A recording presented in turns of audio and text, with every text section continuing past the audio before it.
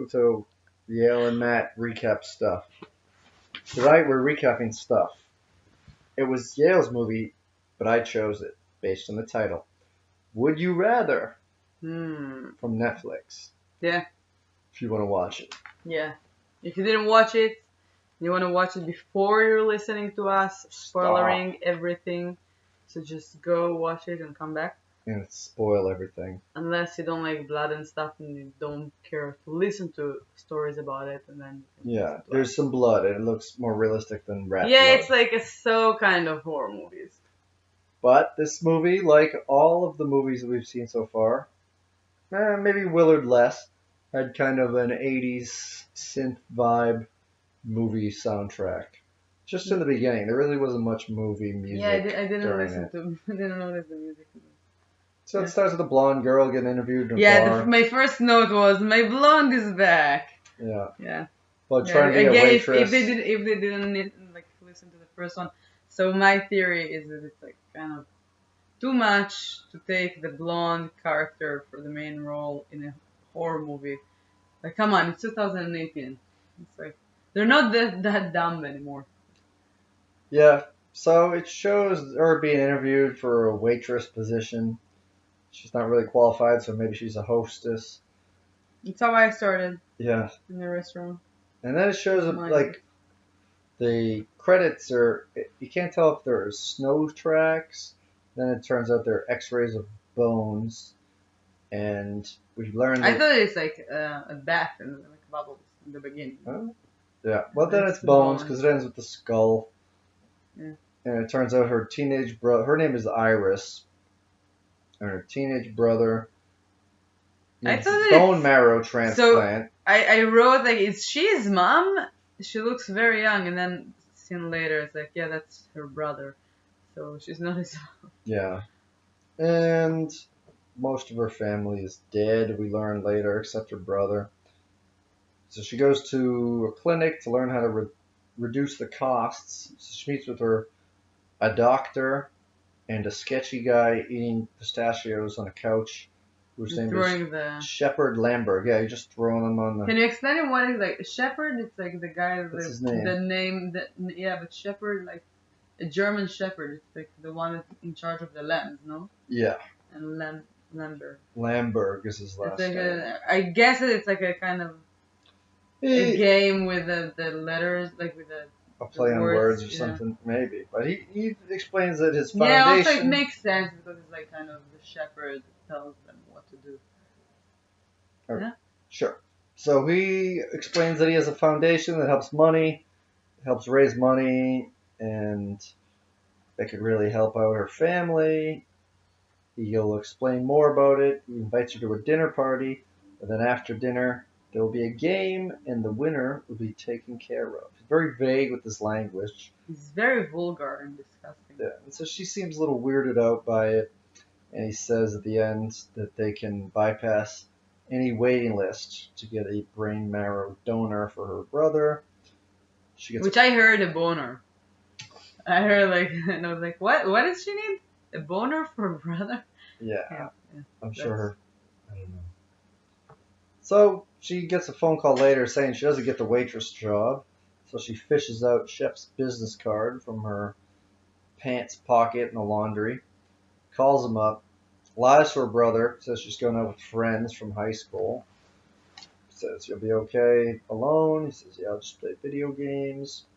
And he keeps talking with her about the fact that he feels like he's very needy and she should have her own life, and yeah, he's a moody teenager. Yeah, but I don't know. I didn't feel like when the movie actually started all the action and everything, I didn't feel that I got the right connection with her as the main character. I didn't have too much sympathy to her. I didn't, you know what I mean? I didn't like. I mean, I can't explain what you have sympathy for. The girl trying to raise money for her.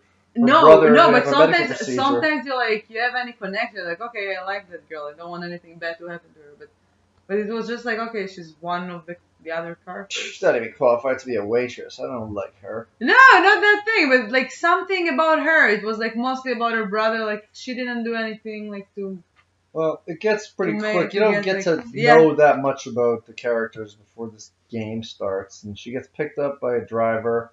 Yeah, it was pretty obvious, like since the beginning for me, because I looked at the that's how I picked the movie.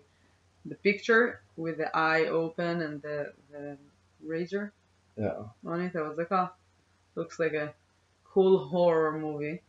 So I guessed what's gonna happen, and then when he started to talk, I had like my guessing in my head, and it was kind of obvious though, right? Like I what's don't gonna know what happen. your guess is. No, but I guess he's gonna do a game with like playing with their minds, like you have to do that, you have to do that, you have to like cut your eye. That's what I guessed. So Okay. I don't know. Yeah. Right. Well, I didn't talk about any of the movies that you picked. I just looked at the list, and Oh, you yes, didn't look. there Okay. was an eye on them. I didn't watch any trailers or anything. Yeah, we didn't watch any. So they get to the place. She meets the 7 other guests or contestants. They get a brief introduction. 2 younger guys are talking to her. And learn there's a pro gambler there, an Iraq vet, a goth girl, and an old lady in a wheelchair, and then an older gentleman, the dad from Home Alone. It's kind of a conspiracy theory about this whole Lamberg Foundation. And when she was picked up by the guy, it was a funny moment for me because they arrived and then she woke up. I was like, you just someone that you don't know pick you up to a place that you don't know, and you just fell asleep in his car. Yeah. I found it like kind of that's weird. All right. So then it cuts back to like a scene that took place right after she left the initial meeting with the doctor and Shep about the doctor is not concerned. She's right for the contest. He went through the contest and won, and that's how he introduced this new contestant to her. And then Shep and his shitty son Julian are getting ready to join the people at the party. Julian tells his father he's not even drinking tonight. Dad tells him he can't touch any of the guests, not like last time. And then the butler and the guy tells everyone that they have to leave all their possessions, their phone, their keys with the butler. And then they're Alright, invited to sit down at the table. can I say something about like besides what exactly happened in the movie? Nope. And then they're eating dinner. Ah! And then, okay. I'm gonna talk over you. I'm louder. You're gonna listen to me. It's a recurring theme. Yes. So to all of our records.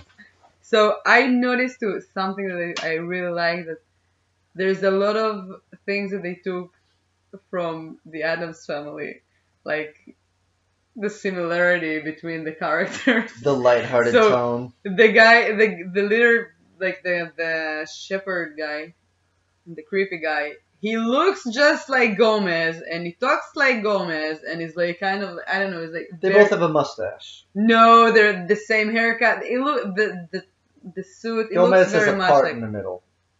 he has in the middle, but he has on the side. It's still like it looks very much like Gomez.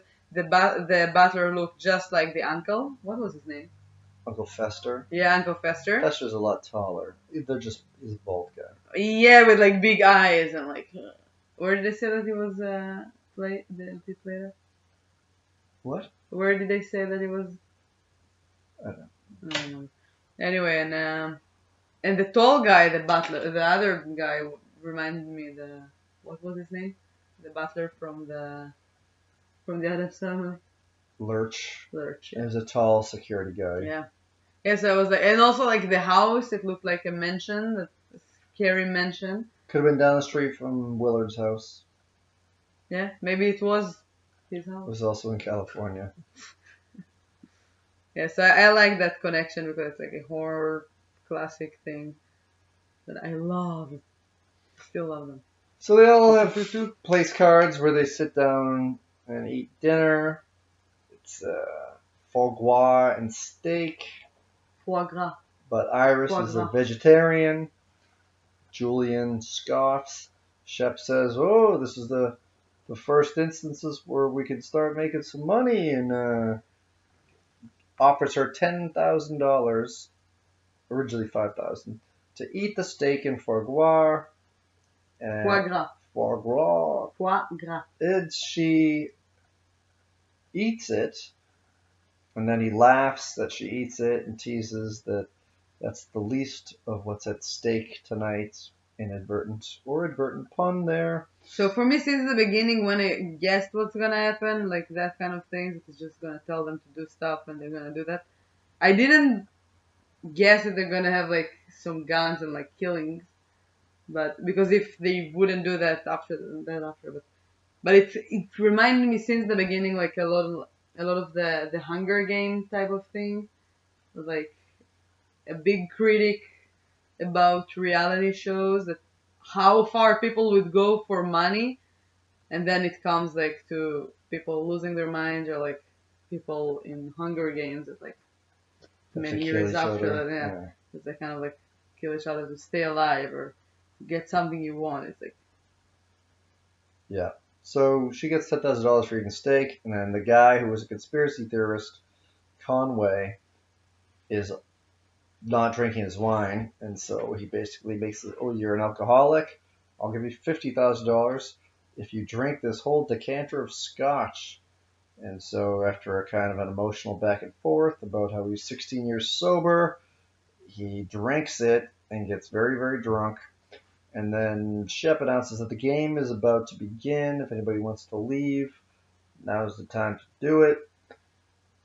so he lets them the option to leave. No one leaves. He almost leaves. Conway gets up, almost leaves.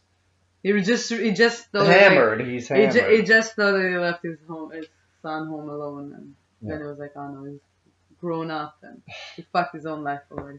Yeah. Yeah. Kevin McAllister will be fine. And so he sits down and the game begins. The rules are stated. Everyone has a 15-second time limit. When their turn is up, you have to choose between two things. Like brutal things. Now it's like start to be like guns and stuff. And if you're gonna well, we learned that because Conway tries to drunkenly leave after the opportunity to leave has ended, and the butler Bevins shoots him in the head. So everybody knows, okay, the stakes are pretty high. And then it's not the clue anymore. Then they wheel out a old-fashioned electric machine with two headbands, leather headbands, with metal conductors on it. And they put it on two people's heads, and the person whose turn it is, in this case Cal, has to choose between electrocuting himself or the goth girl Amy. He chooses to electrocute himself. He's a gentleman. It's not fatal, but it messes him up pretty bad. And then Amy has to choose between her and the so woman. In that moment, I was like, okay, that's kind of the soap kind of horror movie. It's like things that you're like, that's disgusting, but you keep watching it. Yeah. It's kind of cool. Torture porn. Yeah. Yeah. And so Amy doesn't even get through the whole introduction. She just shocks the shit out of this old lady next to her. And then the old lady chooses to shock the next guy. And basically everyone except for the goth girl gets shocked. The Iris doesn't shock herself. And then they move on to the second round. But there's a little bit of time between the second round. So Julian, the shitty young kid, comes in, flirts a little bit with Amy, and starts a fight with Travis, the soldier. Tells him he's really going to regret opening his mouth. Men come in and they cover the floor and the windows around them with plastic. And then like the doctor is arriving. And then you can see that he has some like scars on his face, probably from the burns or something. Last year winter kind of thing. Yeah. So it's something that he does once a year, that like Gomez Adams. Yeah. Shep does this once a year. So we cut back to the doctor going in, and then the second round begins. And we learned pretty early on that the soldier guy is going to be kind of singled out for speaking up to Julian. So Iris goes first. She has to choose between stabbing Cal or whipping Travis 3 times with an African whipping stick. He says he could take it, so she whips him 4 times because the first time wasn't hard enough. And he's bleeding. He's cut open pretty bad. Lucas is the next choice between stabbing Iris or whipping Travis 3 more times. So he whips him 3 more times. And then it's Travis's turn, and he has the choice between stabbing someone or getting whipped again. So he says, I'm not stabbing anybody. And he gets whipped again. This time he's all fucked up on the floor. So if you didn't watch the movie, so that's exactly what happened. Yeah. Exactly. Like, I even didn't remember it. Yeah. Do you have anything to add? Sometimes. Did the Then add it! What the did fuck? the doctor went inside yet or not yet? No. I'm waiting for that one. Okay. What? Anything else? No. Would you rather add something in or whip me for recapping too much of this recap? You're recapping too much. Alright. No. Alright. Peter stabs the paralyzed woman, the old woman in the thigh. It bleeds a lot. Tries to do a tourniquet. Doesn't work out that good. And then Linda, the old woman, stabs the goth girl in the thigh. And she elbows her in the face in response to that.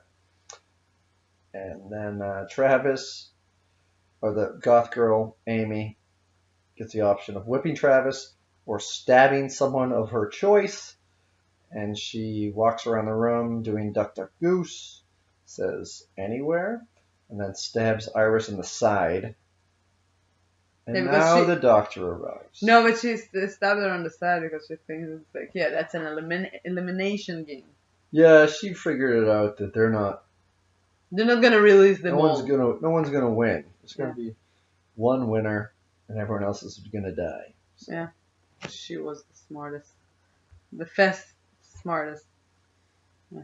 Although she could have stabbed her in the neck, and that would have probably killed her. Yeah, no, he told her like shoulders down. Oh, okay. Yeah.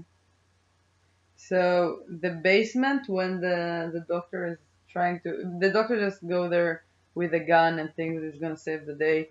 I didn't think for a moment that he's gonna succeed doing that because he's alone and I don't know. Yeah, you could call the police or do something more than that. He probably couldn't live with the fact that like he sent their people that would die, and so he decided to go save the day, and he tried to get into the house through a basement. And the basement, I'm sure that's where they filmed the first soap, and the guy has to cut his knee. He's like, yeah, it looks the same. It's a creepy basement. It's got a boiler. What looks like a big incinerator that you assume they're going to burn the bodies in after. I think that movie it's kind of like a colorful soap. Like more people, more like I don't know. I prefer soap. It's more of a dinner party soap. Yeah, exactly. So the doctor sneaks in. Upstairs, the old lady has bled to death. Cal stabs Lucas or whips Travis. That's his choice. He chooses Travis. He whips him. Presumably he dies. He gets pulled out afterwards. Can't take much more. Then they're between rounds. So Lucas tells Iris to run. They all kind of try to attack the guards. Doesn't work so great. Shep shoots Cal. Orders them all back to the game. But Iris is still running around. Julian and Bevins the butler follow. Julian stops Iris from escaping through the window. Same when the doctor snuck in. And gets on top of her and starts like kissing her and being real creepy. Licking her shoulder. While punching her. Yeah, it's kind of. And the doctor's lurking around. And he's there. He tells Julian to stop. He's going to get Iris out of there. And then... he's dead! Shot by Bevins. Yeah, Uncle Fester just shot him. Yeah. And they bring Iris back to the game. Bevins tells Shep that Iris that Julian got a little handsy with Iris. He apologizes. He told Julian not to do that. He's very embarrassed. So Julian is banned from watching the rest of the game. The next round happens when a barrel of water is brought in, as well as I liked when he said it. He's sorry. yeah. I was like, you're killing people. You're like making fun of people. But yeah, he's very sorry There's that his still son rules, tried to. you know. It's like when rules are Yeah, violated. yeah, that's true. So cards with punishments are then distributed. It's like it's a card punishment. It's like let's make a deal, which is my favorite American show. Yeah. And I liked watching it. And like, it's all bad zonks. things. It's Yeah, all all real zonks. bad zonks. Yeah. So We don't have that in Israel. cards with punishments on them are distributed. It's basically the battle between the known and the unknown. The known is the big barrel of water, and the fact that you'll have to spend 2 minutes held under it. Or you can choose what the punishment on the card is. Peter, the gambler, is the first to choose. He talks about odds and patterns, and that he knows, the likelihood that he's going to choose the water over the envelope, so he chooses the envelope. He gets light a firecracker off in his hand. So it's not really a firecracker, it's a quarter stick of dynamite, and it's What is a firecracker? a small little firework that you light and it goes just a small explosion. Let's go to New Hampshire to buy some I don't think that's a good idea. fireworks. I've never done that. Well, it's too late. So he goes to buy Nothing's too late. he goes to buy a firecracker in New Hampshire, and then he comes back 2 hours later. Now he duct tapes a stick of dynamite in his hand, lights it off. For a moment, you might think it's a dud, and then no. His whole hand, except for like the nub of a finger, is blown off, and he falls to the ground, has a heart attack, and is pronounced dead by Bevins. His Bevins was a doctor. He's like in charge of like checking everyone. He medically. used to be some sort of a interrogator, so he knows about pronouncing people dead. So then Lucas's turn. He chooses a card. He has to slit open his eye. Boom, back to the title screen. This is what you've been waiting for this whole time. Oh yeah, that's what I was. I thought she's gonna do that. But no. What? Anything else? Yeah. Yeah? Yeah. He that's slits it. open his eye. Yeah, and he has to take it out It squirts a Like little this. bit on her. with a razor. Yeah. But You he can't can really see choose that. any eye he wants. Yeah, which is very nice. So if he already had a lazy eye, we didn't. No. I don't think it is, but like they didn't show you the moment that he actually does that. Yeah, so Iris doesn't Who want to fuck sees- around. So would show you. She doesn't want to fuck around with these cards, so she chooses the barrel. 2 minutes, I think it's something that is like possible to pass. It's not easy, but it's also like Yeah, not extremely hard. it depends if you. If you're a swimmer. If you I'm not sure, like- hold your breath right before you get dunked under or not.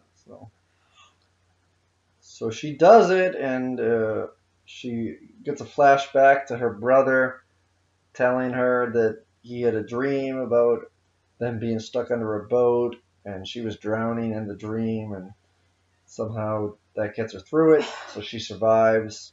Shep Just gives for her a like nice 20 seconds. round of applause. And then they look at what her card would have been. Oh, but while she was under the water, he got a tea and he drank tea. The shepherd got a tea. Oh, yeah. And he drank a tea. It was Yes. beautiful, beautiful moment. Yeah. I like that. Yeah, and I thought like if the doctor made it, so I'm sure that the whole idea is that she's gonna make it. So. Your turn. No, they look at her card afterwards What was that? to see what she would have got if she didn't choose the They would barrel. peel and take out her teeth Take out, one by one. extract every one of her teeth. What is extract? Means to remove. Yeah, Probably and with then no Novocaine. the butler was very sad. So he Yeah, told me he maybe seems- next year. Yeah, he would have liked to do that. But, Yeah. And then Amy, the goth girl, gets a card, and it's a barrel, with the number 4 on it. Oh no, it was a nice. I like that moment. It's like it told like what he said like why she's here, and her husband drowned, drowned, drowned, Drowned. drowned her daughter in the water. So he said like, do you want to do that like your husband did to your daughter? And then she's like mad, and she's like, no. But why was she there? To raise money to leave or something, or to sue her husband or do something. Okay. Yeah. Yeah, so then she picks the envelope, and guess what? No 2 minutes under the water. 4 minutes. 4 minutes under the water. And she doesn't even get to hold her breath before they put her under. She's in the middle of saying something. I went to the bathroom in that moment. I Yeah. told her like to call me back after 4 minutes. Yeah. It didn't take me 4 minutes. No, it wasn't 4 minutes of real time drowning. He also took her like way like faster than 4 minutes. Yeah. Oh yeah. She went limp before that. It was like drowning goths in a barrel. It was that easy. And so then the final round, it's one-eyed Lucas and Iris, ironically. 2 eyes, 2 irises Iris. He gets 1 Iris and Lucas. I give up forever. And then it's determined the Shep says usually the round is won after the first question. So the person that goes first has the advantage. It's a coin flip. So heads, it's Iris. Tails, it's Lucas. It's heads. Iris gets to choose. And it's would you rather walk out of there with Lucas alive but with no money, or shoot Lucas with an old-fashioned dueling rifle and you win all the money. And so Lucas, what? No. He starts saying about why he's there. He has 3 sisters. He's trying to take care of them. And before he can finish the story, Yeah, she just wanted to like use the gun. Looks cool. It was a cool musket. Yeah. It's probably the same type of musket that Burr shot Hamilton with in their duel. Yeah. Probably. So she won everything. She got like the thing for her brother, like the boner thing. Yeah, the boner medicine to fight her brother's ED. From Romania. And also she got $10,000 in the beginning of the movie from eating a cow. And then some more money. Would you eat? Oh yeah, she got like a lot of money from him. Yeah. And then and when he gave her the money and everything, and free ride home. Yeah, let's look at the bright side. So I was like, during the movie, I was like, is he really gonna give her like everything? Because I was kind of suspicious about it. But he got a award. That's amazing. And when she went back home, on her way back home, I just wrote a note. I'm guessing that her brother is dead. And guess what? She came he killed home, himself. Checked in on him. He was laying in his bed. She took a shower. She went to sit on his bed. And he had taken a bunch of pills in the night. Killed himself. And then the credits roll. Yeah, now another thing. The doctor's wife also was dead. So maybe it's something they kind of... The doctor's wife was dead? Yeah. How do you know? He said that. Like, I lost my wife and he helped me. Like, oh, yeah. So that was it. So maybe he killed himself, or maybe the people from the show, the game, came over and they forced him to take it or something. Something like that. Maybe save them some flight. What would you do for $10,000? What would I do for $10,000? Yeah, would you eat meat? Obviously. Obviously. Well, no. Obviously, no. You wouldn't? No, I would eat it for $11,000. Oh, come on. Yeah. What is your price? Yeah, that's a silly question. No, but it's like it's a crazy moment in the movie. It's like, what is your price to like eat meat? He's a vegetarian. Yeah, it's not crazy. It's an unlikely scenario. But if somebody offered me $10,000 to eat steak, I would do it. Are you shocked, fellow vegetarians watching? Oh, come on. Unsubscribe. You would do that for $200. Come on, you guys. I wouldn't do it for $200. Yes, you would. Prove it. Come to me with $200. We'll see. It's like when we were kids and we'd be like, "Hey, would you drink like my pee for $1,000?" And then all the smart Kids don't have $1,000. no, but that's what you said to your friends, and then they're like, "Yeah, what's the problem? I'll drinking," and then I'll like throw it up. Yeah. Yeah. So interesting things that I wrote after that. So Jeffrey Combs, that's Shepard Lambrick. Stuff. Yeah. So he was a star of a horror movie from '85 that called Reanimator. Oh, You heard about it? Yeah, I heard of it. So it did basically the same thing, like experiments with people. Reanimator is a very different movie than this. Yeah, but it's still like I didn't watch the movie, but from the description and pictures, it looks like it's cutting people's faces and stuff. So it's like, oh, okay, you're the right person. And the Uncle Fester was I don't know. We didn't watch The Nun yet. I heard that it's a terrible movie. But I don't know. They said it's like on every horror movie that comes out. It's a terrible movie. Yeah. Yeah, I like. Yeah, this movie was okay. I mean, Yeah, you kind of knew you were in for this kind of a torture porn type of movie. You've never watched So? Yeah, I have watched So. All of them? I don't think I've watched all of them. There's a lot. Like a lot, yeah. But I stopped, I think, in the fifth or maybe. So if you get it, you want to see people acting in situations where they have to hurt themselves or others. This is the movie for you. Yeah, I probably that right now, if they heard us telling everything, they probably would be like, "Oh no, watched it already" in our mind. Yeah, I mean there was the. So it's much better. Performances. Shepard was a good character. The actors were really good. They did a good job. Yeah. And but So is much better in that type of horror movie for me. Okay. Yeah. All right. Yeah, but it's a good movie. All right. Thanks for watching. Thank you. I'm gonna go slip my eye. Subscribe. It's 1:30. Yeah. Whenever you're watching this, it's 1:30. So. Yeah. Bye. Bye.